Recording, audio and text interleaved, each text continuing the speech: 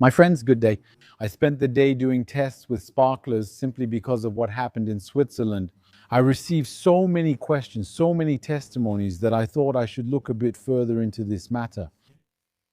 So there's a photo that we can consider as ground zero, the very moment the fire started, where you can see people celebrating. They have bottles of champagne, and there's even one person with a bottle, I would say, of vodka, and there are sparklers attached to these bottles. They're quite small. They look a bit bigger than a cigarette if you compare them to the size of the bottle. And then there's a person who seems to be on someone else's shoulders, which means that person will be closer to the ceiling. And then at that moment, the ceiling will start to catch fire. So the tests I did just to give you a sense of scale, of size. So here you have a bottle, and then I found some pretty big sparklers. You see, I found sparklers that were used in this restaurant. The constellation was smaller. Here I really have a big one. As you can see, it's half the size of the bottle. It's there. It's not dangerous at all, okay, because it spent 2 hours in the water. I'm part of the old school. We didn't trust the people around us much back then. And actually, I was saying that I exposed the sparkler, which is much bigger than what was in the restaurant. I exposed it to paper. I can show you the sheet of paper that's there. Okay, there's nothing on it. Okay, absolutely nothing, not even a particular smell. I could take it and put it in the printer. So the sparkler, much bigger than the one that was used, didn't manage to ignite a sheet of paper. I tried with expanded polystyrene.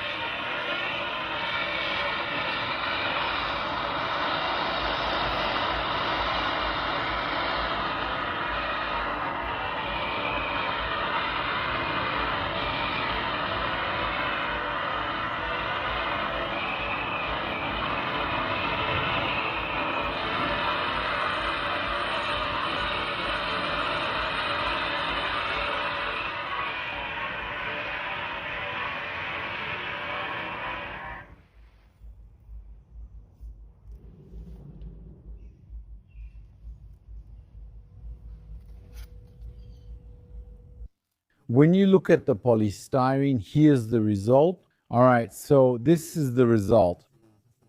You see that it's all burned, but it doesn't catch fire. You see it melts, it disintegrates under the heat, but as soon as you remove it, well, it stops. It never caught fire. So actually, we're asking ourselves a lot of questions here.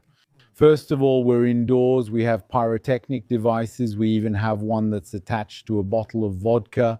Back in my day, we called that almost a Molotov cocktail, so there's real danger. But here I'm looking and I have a bit of trouble seeing how this foam caught fire. Now, other images I was able to find show that there was a repair, not a repair, more like a refurbishment of the place. Around 2015, about 10 years ago, and this timeline is interesting. Why? Because when you look at this foam that's used for acoustic panels, it's polyurethane polymer foam. In fact, what happens is that over time, it changes its physical quality. That means that when it's new, when it comes out of the factory, it's not the same as 10, 12, or 15 years later. It tends to gradually break down over time. If you look closely, you'll notice the surface becomes slightly powdery. You can even have your hands stick to it if you press hard. It's not the same anymore. Because as its name suggests, it's a polymer. Everything that starts with poly is a polymer. And over time, polymers tend to have their molecules break apart. When they break, they always become more fragile, always more flammable. So that's the first point. Maybe it was the age of the polyurethane that made it more likely to catch fire than new polyurethane, which can still catch fire even when it's new, even straight from the factory. But I say that it seems to me that the ignition was a bit too sudden, a bit too fast for it to be something else. We're in a place that's like a pub slash restaurant slash club, something like that. It must have been in use during the last 10 years. Where does the word club come from? It's like a box filled with people. There's an inherent danger in locking people up in a box, that's clear. So I was saying that when you look at those places where I've had to work, I do electrical work, things like that in similar places. As a student, I talked about earning extra income. And actually, you see that when you touch it, it's greasy, there's fat on it, even if you're not in a kitchen where they're boiling sauces for 3 days. Actually, it's just the act of making paninis, preparing things like that, making raclettes, fondues, stuff like that. Over 10 years, you have fat, steam fat that will evaporate and settle on this kind of surface. So you see what I mean? We have surfaces that are old where the polymer has started to crack. You see, it gets broken, powdery, and then afterwards you have even a very thin layer of fat. I know it's not a place where we cook all the time, but over 10 years, there's an additive effect since once fat settles, it stays and builds up over the years. At that point, you can get an effect where, with relatively little heat and energy, you can have a wick effect. So you can have small particles surrounded by fat, they catch fire, and then it spreads. So that's how I see it.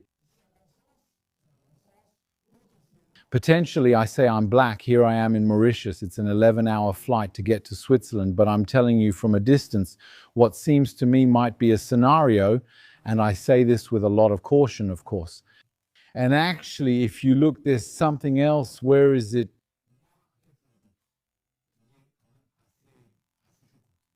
Encourage that? See. The organization is the SIAZ.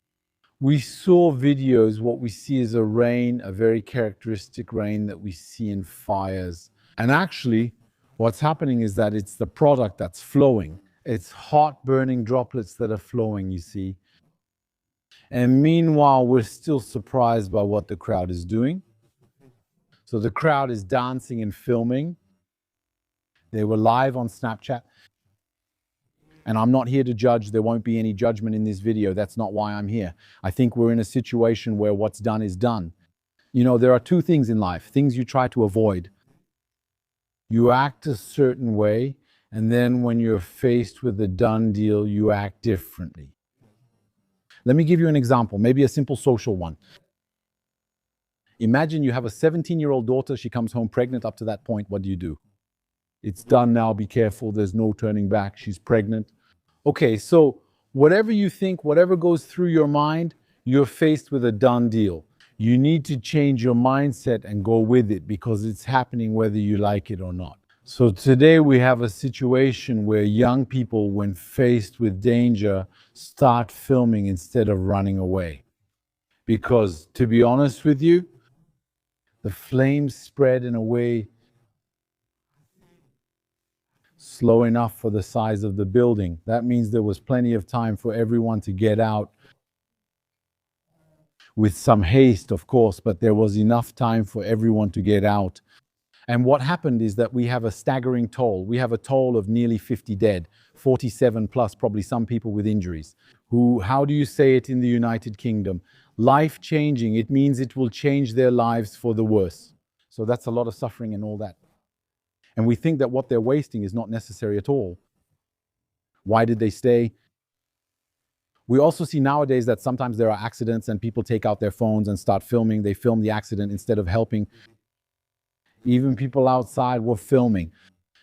When you see a situation like that with people coming in, collapsing at the door, what you can do is go and help them up. You come in, grab people by the legs or arms and move them. Even if they're heavy, you pull them 10 meters away. You're going to help them breathe, and you're also going to relieve the pressure on them at the door, and potentially other people can get out as well. You just notice small details. But today I'm faced with a done deal. So I'm not criticizing these people, I just acknowledge what they've done. Since it was a group effort, I think maybe it's a sign of the times. Young people are like that today. I won't hide from you that today I took my daughter, who's 7 years old, and I was talking with her. I asked her, if you were in a restaurant and it caught fire and nobody moved, what would you do? She looked at me and said, I'll run out and call the fire department. Okay, so I'm teaching her that. When I drove to buy the equipment, right, the one I used for testing, she was with me in the car and we put it in the trunk. I said, listen, we have pyrotechnic devices. It could potentially catch fire. So if there's ever a fire, what we'll do is stop, get out of the car and run. I'll help you take off your seatbelt, then you unbuckle and run, okay? She asked, yes, what do we do? How do we get home? I said, it doesn't matter. Let's fix the car. But really what's important is to get out and leave. Okay, so I think today we have a duty. We have a duty not to judge, but today we have a duty to support young people, to tell them that that seems obvious to me. I feel like I'm stating the obvious, but today it's not so obvious. My point is, this should be repeated to young people in schools, universities, and families. And tell them, guys, your safety depends on you. It depends on everyone's vigilance. And when there's a fire, what is a fire? A fire is a flame. It's an open flame out of control. All right, no matter its size, a fireplace isn't a fire because it's contained. You see there's a wall around it, a tree.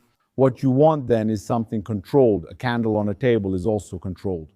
But if the candle falls and the tablecloth catches fire, then it's no longer something controlled.